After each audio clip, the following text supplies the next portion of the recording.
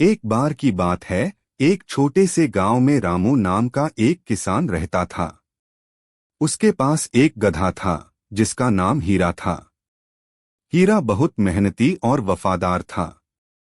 रोज सुबह सुबह वह किसान का सामान बाजार तक ढोता और शाम तक खेतों में भी काम करता।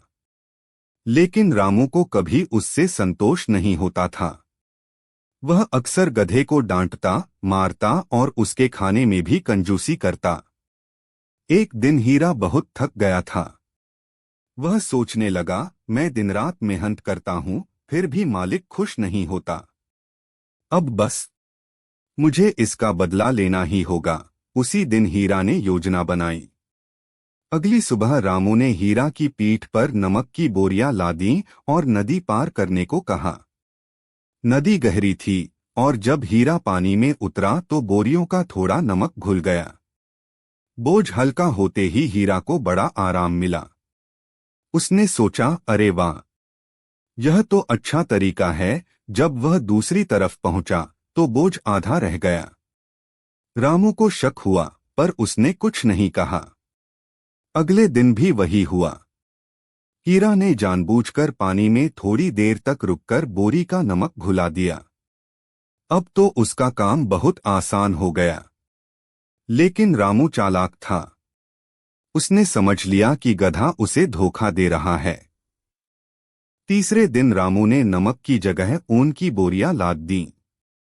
हीरा को लगा कि आज भी वही मजा आएगा। वह नदी में गया और फिर पानी में लेट गया। लेकिन इस बार ऊन ने पानी सोख लिया और बोझ पहले से कई गुना बढ़ गया। हीरा मुश्किल से उठ पाया। किसी तरह वह किनारे तक पहुंचा, लेकिन अब तक वह थककर चूर हो गया था। रामू जोर जोर से हंसने लगा और बोला, कैसा रहा तेरा चालाकी का बदला, हीरा? मेहनत से बचने की कोशिश करने वाला हमेशा फंसता है। हीरा चुपचाप सिर झुकाकर खड़ा रहा। उसे अपनी गलती का एहसास हो गया। उसने मन ही मन ठान लिया कि अब वह सच्चाई और मेहनत से ही काम करेगा। कहानी यहीं खत्म नहीं होती। कुछ हफ्तों बाद जब रामू खेत में काम कर रहा था, तभी गांव के दो चोर आए और उसके अनाज की बोरियां चुराने लगे। तभी हीरा ने यह देखा और जोर जोर से रेंकने लगा। उसके शोर से रामू जाग गया और चोरों को पकड़ लिया। उस दिन रामू को एहसास हुआ कि हीरा कितना वफादार है।